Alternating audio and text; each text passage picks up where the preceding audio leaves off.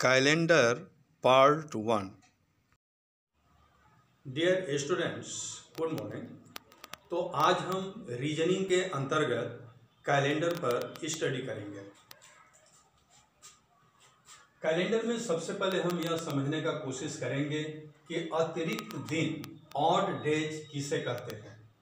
तो इस पर प्रश्न है, 30 दिन में कितने अतिरिक्त दिन होंगे।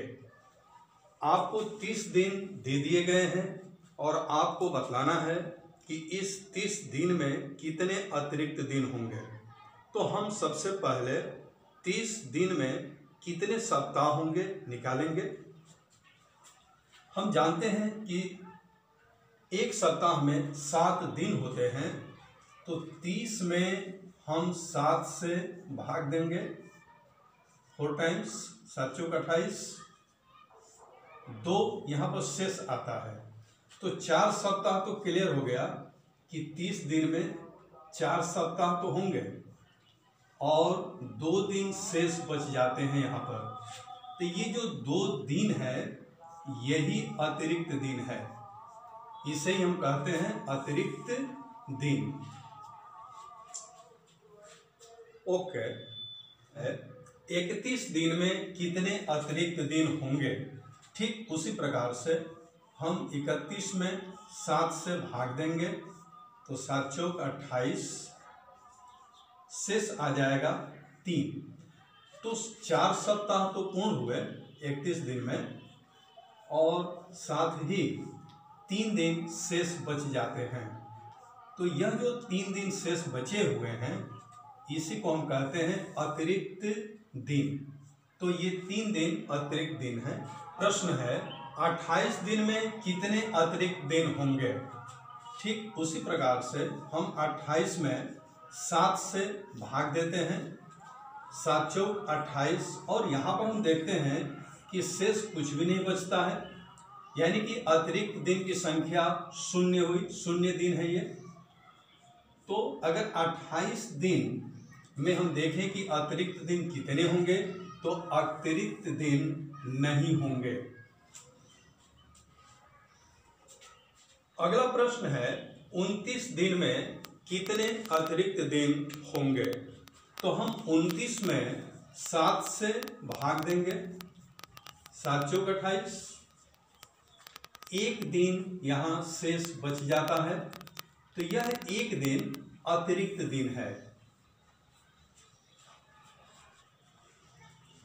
अगला क्वेश्चन है, निम्न में कितने अतिरिक्त दिन होंगे।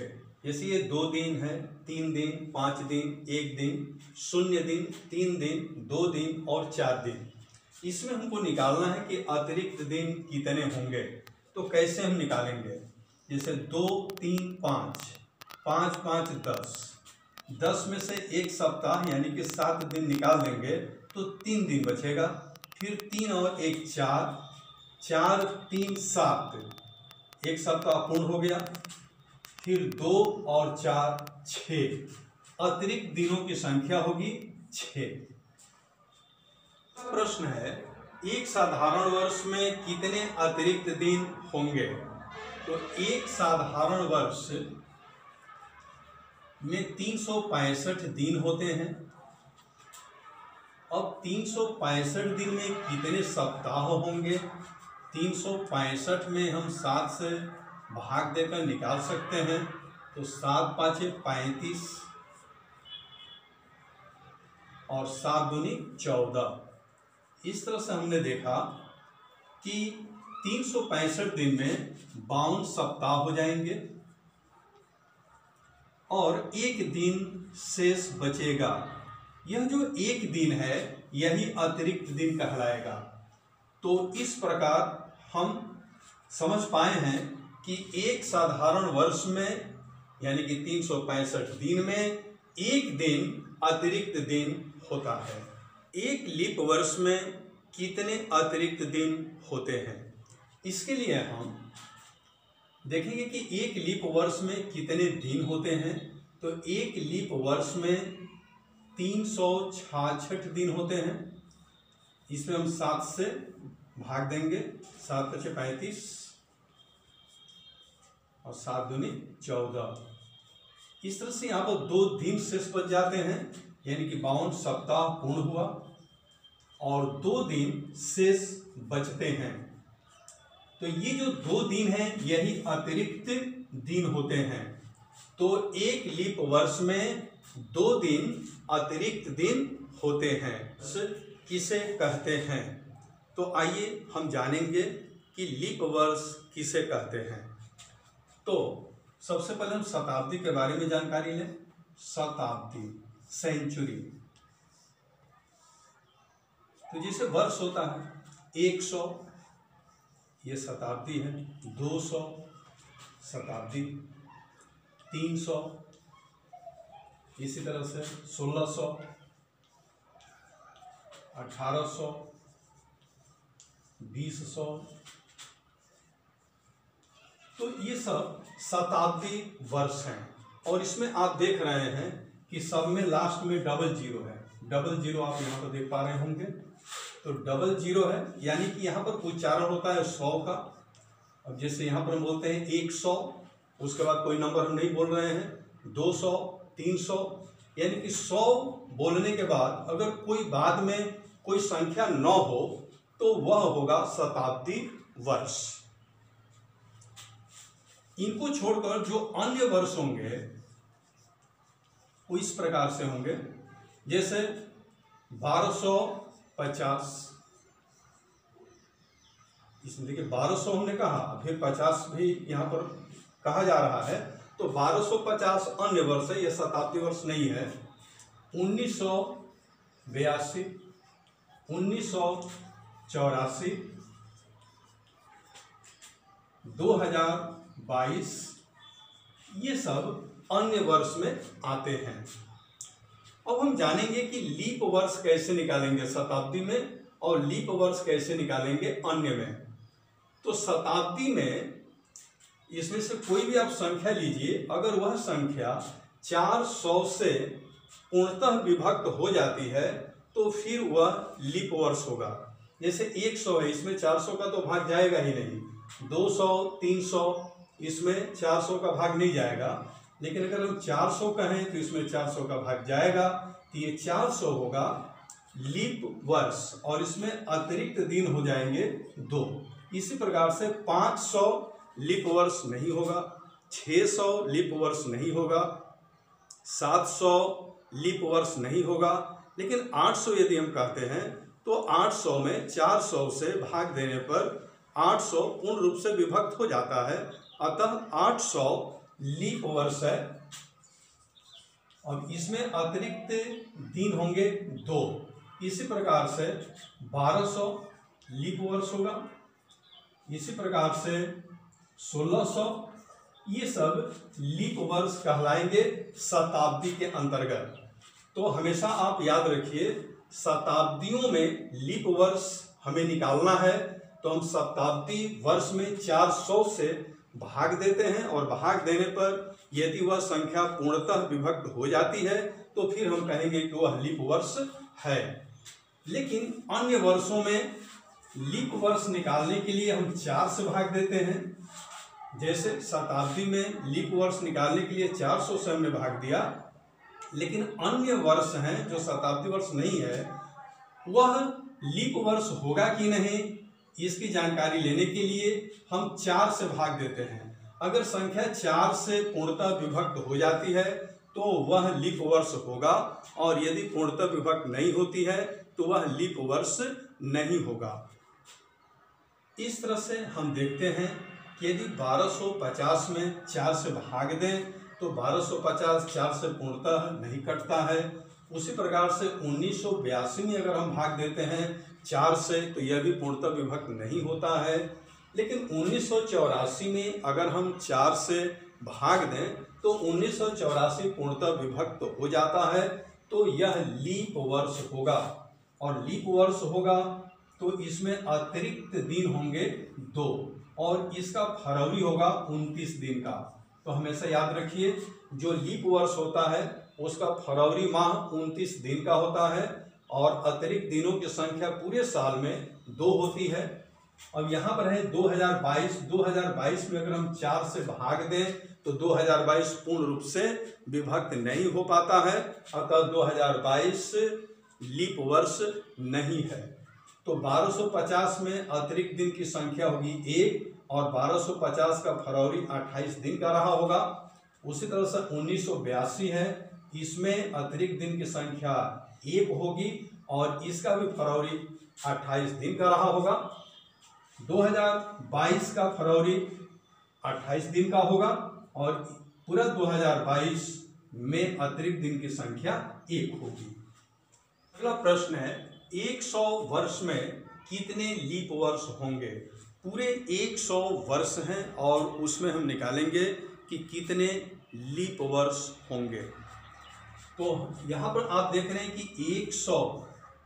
100वां वर्ष जो होगा वह सेंचुरी होगा और चूंकि इसमें 400 से भाग नहीं हो पाएगा, इसलिए 100वां वर्ष अन्य वर्ष में आएगा, वह लीप वर्ष नहीं होगा। 100वां वर्ष लीप वर्ष नहीं होगा क्योंकि इसमें 400 से भाग देने पर भाग नहीं हो पाएगा, पूर्ण रूप से 100 400 से विभक्त नहीं हो पाएगा, इसलिए 100वां वर्ष जो होगा वो लीप वर्ष नहीं होगा। तो शेष बचे 99 वर्ष। 100वां वर्ष को हम हटा दें तो शेष वर्ष बचते हैं 99। तो 99 वर्षों में कितने लीप वर्ष होंगे, इसकी जानकारी लेने के लिए हम 4 से भाग देते हैं। तो 4 दूनी 8 हो जाएगा, यहाँ पर 1 9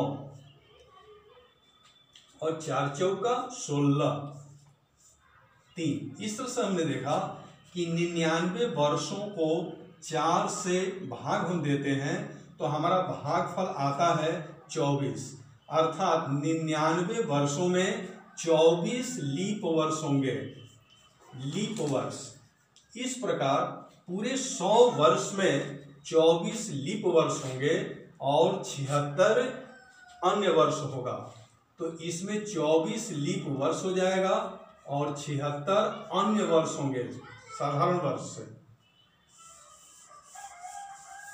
तो आपने इसमें देखा कि 100 वर्ष में 24 लीप वर्ष हो रहे हैं, लीप वर्ष, और 76 साधारण वर्ष। ओके, एक लीप वर्ष में 2 अतिरिक्त दिन होते हैं, तो 24 लीप वर्ष में कितने अतिरिक्त दिन होंगे? 48 अतिरिक्त दिन होंगे। एक साधारण वर्ष में 1 अतिरिक्त दिन होता है, तो 76 साधारण वर्ष में कितने अतिरिक्त दिन होंगे? 76 होंगे। अब इनको हम ऐड कर लेते हैं तो ये 124 आता है, 124 दिन, यानी कि 124 दिन है। 124 दिन में सप्ताह को अगर हम निकाल दें 7 से भाग देकर,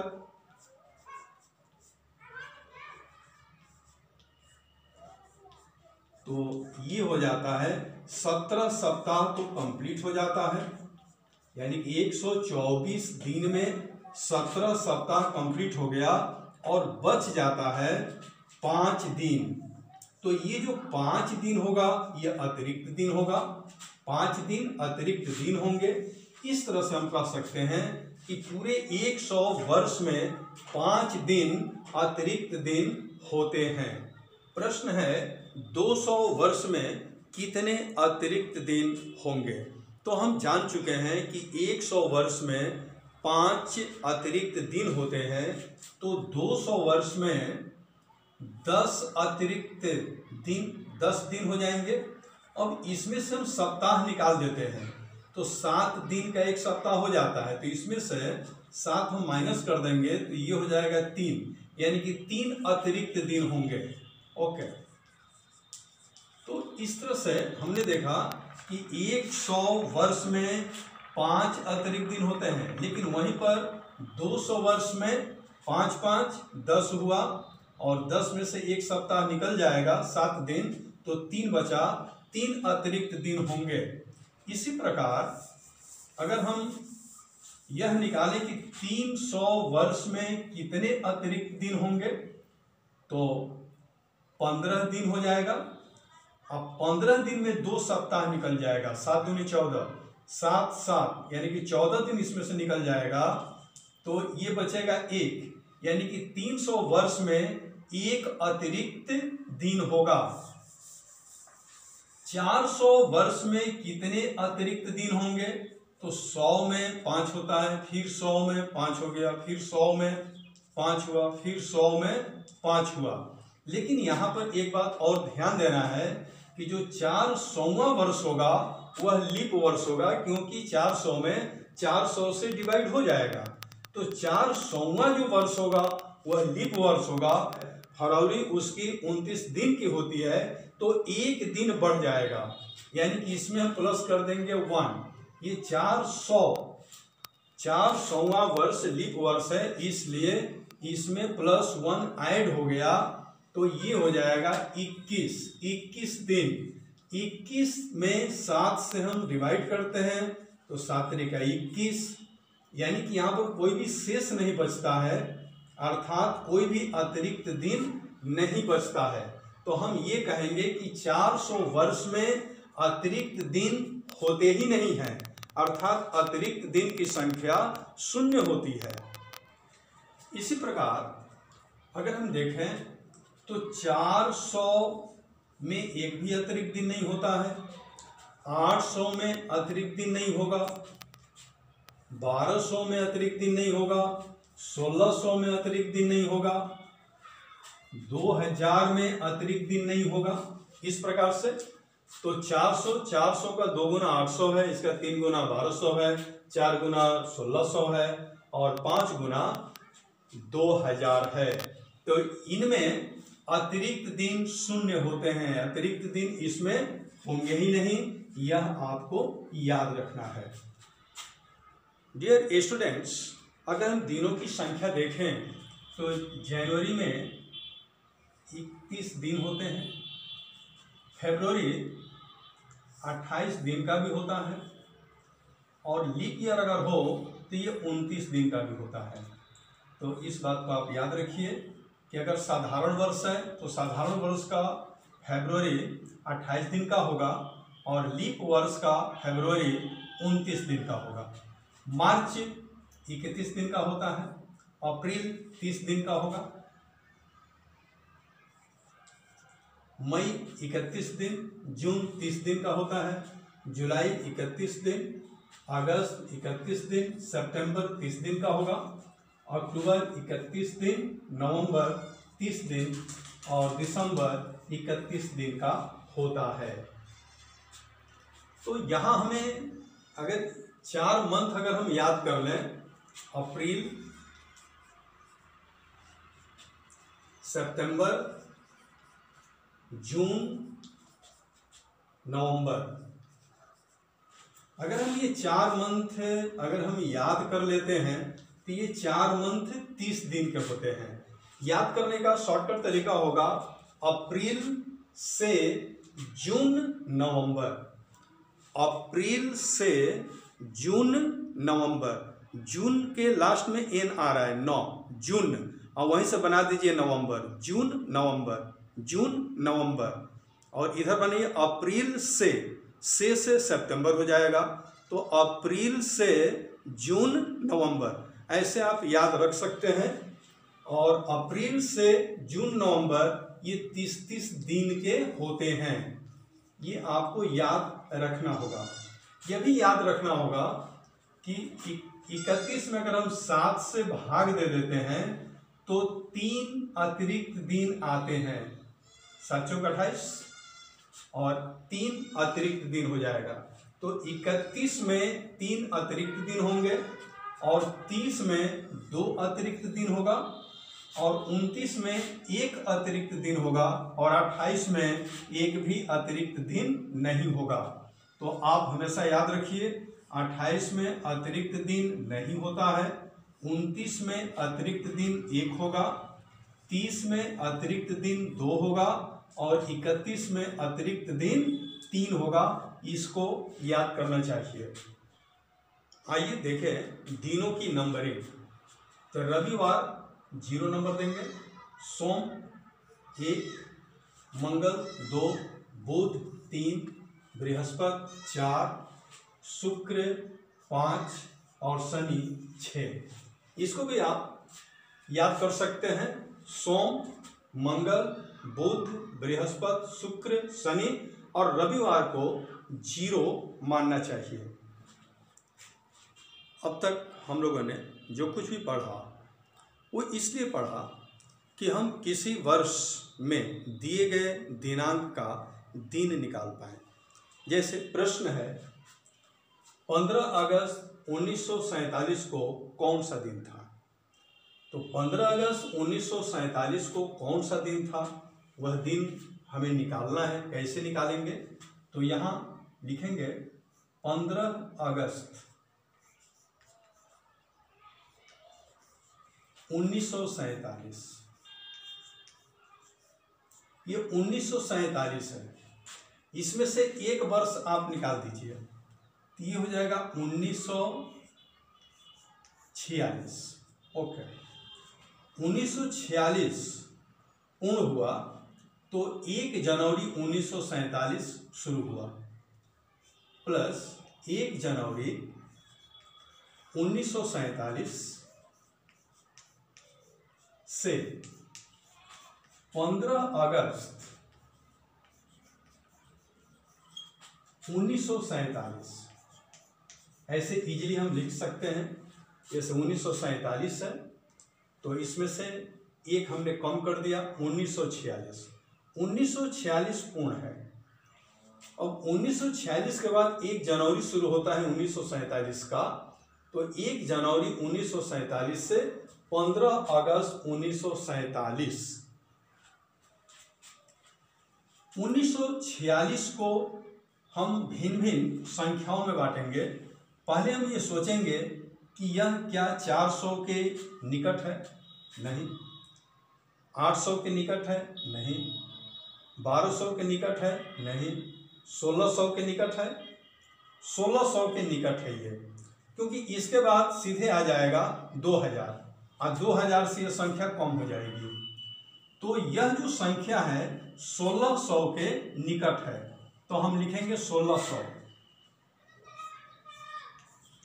अब इसमें से 1600 अगर हम निकाल दें तो 346 बचता है, तो उसको हम लिखेंगे 300 अलग और 46 अलग।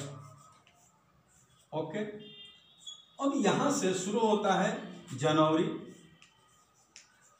फरवरी, मार्च, अप्रैल, मई, जून, जुलाई, अगस्त। बस अगस्त पर आकर हम यहाँ पर रुक जाएंगे। तो जनवरी है, फरवरी है, ये सब प्लस यहाँ पर हम डाल देंगे। तो यहाँ पर हमने इसको एक्सपेंड कर दिया है। 15 अगस्त 1947 को ही हम एक्सपेंड करके हमने इसको लिखा है। क्यों ऐसा लिखा है अभी आप समझ पाएंगे। जैसे ये 1600 है तो हम लोगों ने पढ़ा है कि 400 में 400 वर्ष हो तो उसमें अतिरिक्त दिन नहीं होते हैं। 800 वर्ष में भी अतिरिक्त दिन नहीं होते हैं। 1200 में भी नहीं होते हैं। 1600 में भी नहीं होते हैं। तो यहाँ पर 1600 में अतिरिक्त दिन नहीं होगा, यानी कि 0 हो गया। अब हम देखेंगे कि 300 वर्ष में कितने अतिरिक्त दिन होंगे। तो 100 वर्ष में 5 अतिरिक्त दिन होता है, तो 300 में 15 हो जाएगा। 5 3 15 और 15 में से आप 14 निकाल देंगे, मतलब आप 2 सप्ताह निकाल देंगे तो क्या बचेगा 1। तो 300 वर्ष में अतिरिक्त दिन की संख्या होगी 1। ओके, अब बच जाता है 46 वर्ष। तो इस 46 वर्ष में हम पता लगाएंगे कि कितने लीप वर्ष होंगे। तो 46 में 4 से हम भाग दे देंगे। लीप वर्ष निकालने के लिए हम क्या करते हैं कि जैसे 46 वर्ष हैं, इस 46 वर्ष में 4 से हम भाग दे देंगे तो ये हो जाएगा 11 बार जाएगा। ठीक है, तो 11 लीप वर्ष। तो ये कन्फर्म हो गया कि 46 वर्षों में 11 वर्ष लीप वर्ष होगा, तो शेष कितने वर्ष बच गए साधारण वर्ष? 35। तो 46 में से 11 लीप वर्ष को हम घटा देंगे तो ये 35 साधारण वर्ष होंगे। ओके, तो हम यह जान गए कि 46 वर्षों में 11 लीप वर्ष होगा और साधारण वर्ष होगा 35।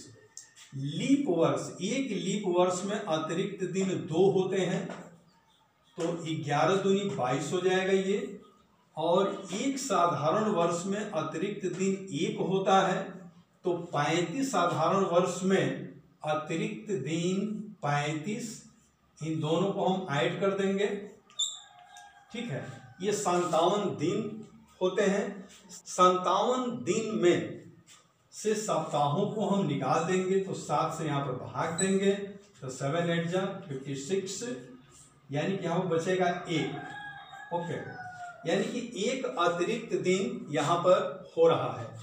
तो 46 वर्ष में एक अतिरिक्त दिन हमको मिला है, तो यहाँ पर हम लिख देंगे 1, क्योंकि एक अतिरिक्त दिन हमको मिल रहा है। ओके, इस तरह से हम अतिरिक्त दिनों की संख्या निकालते जाते हैं। जनवरी 31 दिन का होता है, तो अतिरिक्त दिन 3 हो जाएगा। फरवरी, अब हम ये चेक करेंगे कि क्या 1947 लीप वर्ष है, तो 1947 लीप वर्ष नहीं है, इसलिए इसका फरवरी 28 दिन का होगा, अर्थात फरवरी माह का अतिरिक्त दिनों की संख्या 0 होगी। मार्च 31 दिन का होता है, 3 होगा। अप्रैल 30 दिन का होता है, अतिरिक्त दिन 2 होंगे। मई 31 दिन का होता है, अतिरिक्त दिन 3 होंगे। जून 30 दिन का होता है, अतिरिक्त दिन 2 होंगे। जुलाई 31 दिन का होता है, अतिरिक्त दिन 3 होंगे। और 15 अगस्त, क्योंकि यहाँ पर क्वेश्चन में दिया है कि 15 अगस्त 1947 को कौन सा दिन था, तो हम 15 दिन, अगस्त में केवल 15 दिन ही बचता है, तो उस 15 में से 2 सप्ताह निकाल देंगे, यानी कि 14 दिन, तो 1 बच जाता है। अब हम ये जो भी हम अतिरिक्त दिनों की संख्या निकाले हैं, अब इन सबको जोड़ देते हैं और जोड़कर फिर इसमें से सप्ताह को हम माइनस करते हैं और फिर देखते हैं कि अंत में अतिरिक्त दिनों की संख्या क्या बचती है। तो इसको हम ऐसे करेंगे, जैसे 1 है, 1 1 2 2 3 5 5 3 8, 7 निकाल दीजिए, 1 बचा। 1 2 3 3 3 6 6 2 8, 7 निकाल दीजिए, 1 बचा। तो 1 और 3 4 और 1 5, यानी कि कुल अतिरिक्त दिनों की संख्या 5 होती है यहाँ पर। तो इस तरह से अतिरिक्त दिन हमने निकाल लिया है, ये 5 हुए। अब हम नंबरिंग देखते हैं।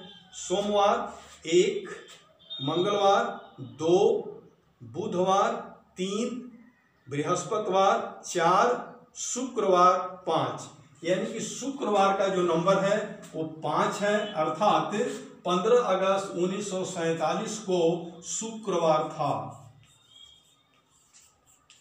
इस तरह से हम किसी भी सन में दिए गए तारीख पर दिन क्या था, उस दिन कौन सा दिन था, सोमवार था, मंगलवार था, ये हम ज्ञात कर सकते हैं। Please subscribe this video. Thank you very much.